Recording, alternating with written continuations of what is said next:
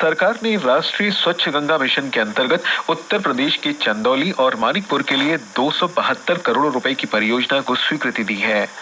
राष्ट्रीय स्वच्छ गंगा मिशन की 59वीं कार्यकारी समिति की बैठक में कल महानिदेशक राजीव कुमार मित्तल की अध्यक्षता में गंगा नदी के संरक्षण और कायाकल्प के लिए कई परियोजनाओं की जानकारी दी गई। इन गतिविधियों का उद्देश्य नदी की स्वच्छता, सतत विकास और पर्यावरणीय तथा सांस्कृतिक महत्व के संरक्षण को बढ़ावा देना है।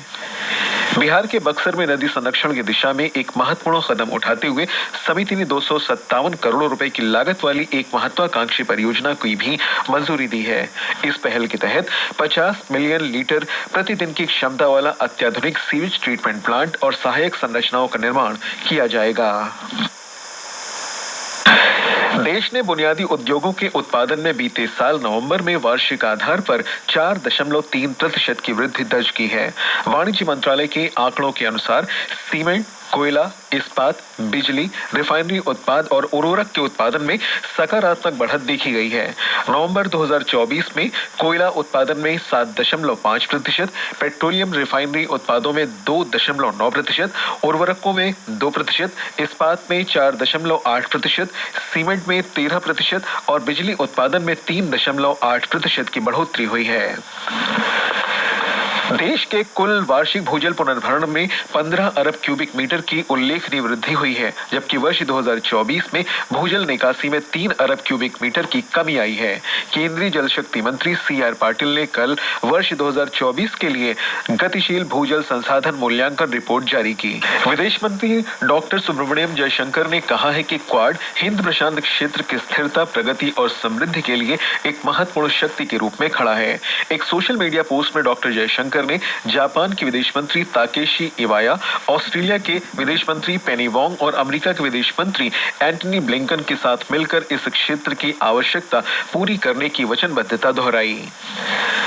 भारत और नेपाल के बीच द्विपक्षीय संबंधों के विस्तार के लिए सैन्य अभ्यास सूर्य किरण का 18वां संस्करण कल लुम्बिनी में शुरू हुआ। 2 सप्ताह तक चलने वाले इस अभ्यास में नेपाल की श्रीजंग बटालियन और भारतीय सेना की 11वीं गोरखा राइफल भाग ले रहे हैं।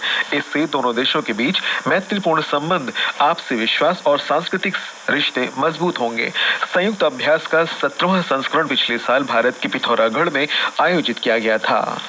प्रधानमंत्री नरेंद्र मोदी ने कहा है कि हमारा देश प्रतिभाओं का पावर हाउस है, जो नवाचार और साहस प्रदर्शित करने वाली असंख्य प्रेरक जीवन यात्राओं से भरपूर है। उन्होंने कल सोशल मीडिया पर एक पोस्ट में ग्रीन आर्मी का उल्लेख करते हुए उनके प्रेरणादायक अग्रणी कार्यों की सराहना की। ग्रीन आर्मी वाराणसी के देवरा में दृढ़ संकल्प वाली महिलाओं का संगठन है, जो नशाखोरी और जुए के खिलाफ जागरूकता बढ़ाता है। ये संगठन प्रत्येक बालिका के जन्म पर उत्सव मनाता है और दहेज प्रथा के विरुद्ध लड़ाई लड़ता है। इस समूह की स्थापना तथा कार्यों की शुरुआत चप्पल बनाने वाली एक फैक्ट्री से हुई थी। मध्य प्रदेश में केंद्र सरकार के निरीक्षण समिति के निर्देश और मध्य प्रदेश उच्च न्यायालय के आदेश पर भोपाल स्थित यूनियन कार्बाइड के शेष पड़े 337 मीट्रिक टन रासायनिक अपशिष्ट को नष्ट करने की कार्रवाई की जा रही है। हमारे संवाददाता ने बताया है कि इस कार्य को बड़ी ही सावधानी पूर्वक पूरा किया जा रहा है। असम के मुख्यमंत्री हेमंत बिस्वा शर्मा ने कहा है कि वर्ष 2024 में राज्य के 9 लाख से अधिक लोगों को आधार कार्ड मिले, जिनके बायोमेट्रिक्स राष्ट्रीय नागरिक रजिस्टर को अपडेट करने के दौरान लॉक हो गए थे। उन्होंने कहा कि इस पहल से उन लोगों को अब बिना किसी परेशानी के सभी सरकारी सेवाओं का लाभ मिल सकेगा। मणिपुर सरकार जाति हिंसा से विस्थापित लोगों को मुख्यमंत्री उद्यमिता सहायता योजना के अंतर्गत 50,000 रुपए तक का ऋण बिना कुछ गिरवी रखे प्रदान करेगी। मुख्यमंत्री एन बीरेन सिंह ने बताया कि सरकार पहले ही लगभग 426 विस्थापित लोगों को उद्यमशीलता गतिविधियों में मदद के लिए ऋण दे चुकी है। उन्होंने कहा कि राज्य में सरकार द्वारा वित्त पोषित और सफलतापूर्वक चल रहे स्टार्टअप हिंसा प्रभावित लोगों को रोजगार देंगे। अरुणाचल प्रदेश में स्वदेशी संस्कृति, आस्था और भाषाओं पर प्रचार, प्रलेखन, अनुसंधान तथा शिक्षा के लिए अमेरिका स्थित अंतर्राष्ट्रीय सांस्कृतिक अध्ययन केंद्र ICCS के सहयोग से एक विश्वविद्यालय स्तर का संस्थान खोला जाएगा। राज्य के मुख्यमंत्री पेमा खांडू ने इसकी घोषणा की है। ICCS का अरुणाचल प्रदेश में निचली दिबांग घाटी की रोइंग में रिवॉच नामक एक केंद्र है, जो इंडो-मिश्मी संस्कृति और भाषा पर दस्तावेजीकरण, संरक्षण, प्रचार तथा अनुसंधान कार्य करता है। जम्मू कश्मीर में रियासी जिले के कटरा में रोपवे परियोजना के विरुद्ध आंदोलन स्थगित कर दिया गया है। कल शाम 7वें दिन सरकार और संघर्ष समिति के सदस्यों के बीच समझौते के बाद ये आंदोलन रोक दिया गया। हमारे संवाददाता ने बताया कि इस समझौते के तहत रियासी और उधमपुर जिलों में बंद संघर्ष समिति के सभी 18 सदस्यों को प्रशासन ने बिना शर्त रिहा कर दिया है। मौसम विभाग ने अगले 2 से 3 दिन के दौरान पश्चिमी हिमालय क्षेत्र में हल्की सी मध्यम वर्षा और बर्फबारी का अनुमान जताया है। पंजाब, हरियाणा, चंडीगढ़, दिल्ली और उत्तर प्रदेश में अलग अलग स्थानों पर आज दिन में कड़ाके की ठंड का असर रहेगा। इसके अलावा मन्नार की खाड़ी, कन्याकुमारी और तटीय इलाकों, मालदीव के आसपास के क्षेत्रों, श्रीलंका के तटीय क्षेत्रों सहित दक्षिण पश्चिम बंगाल की खाड़ी में तेज हवाएं चल सकती हैं। मौसम विभाग ने मछुआरों को इन क्षेत्रों में न जाने की सलाह दी है।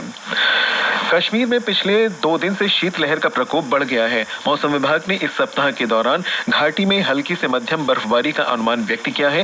रात का तापमान 0 से नीचे बना रहेगा। श्रीनगर जम्मू राष्ट्रीय राजमार्ग वाहनों की आवाजाही के लिए खोल दिया गया है।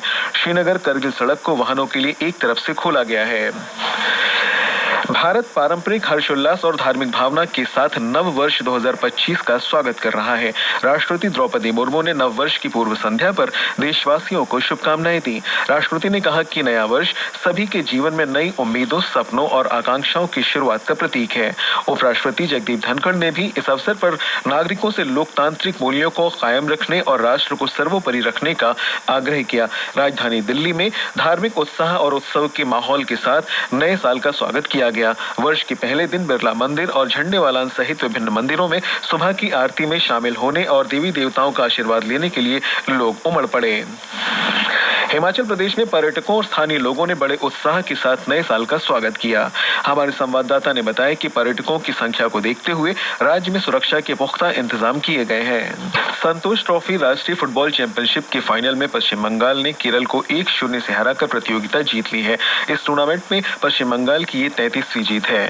हॉकी इंडिया लीग में हैदराबाद तूफान्स ने कल ओडिशा के राउरकेला में दिल्ली एसजी पाइपर्स को शूटआउट में 5-4 से हराकर बोनस अंक हासिल किया। राउरकेला में आज रात 8 बजे शाची राड बंगाल टाइगर्स का मुकाबला टीम कोनासिका से होगा। वर्ष 2025 से जुड़े समाचारों को अधिकतर अखबारों ने सचित्र प्रकाशित किया है। दैनिक जागरण की खबर है, प्रधानमंत्री नरेंद्र मोदी ने वीडियो साझा कर काव्यात्मक अंदाज में देशवासियों को दी शुभकामनाएं।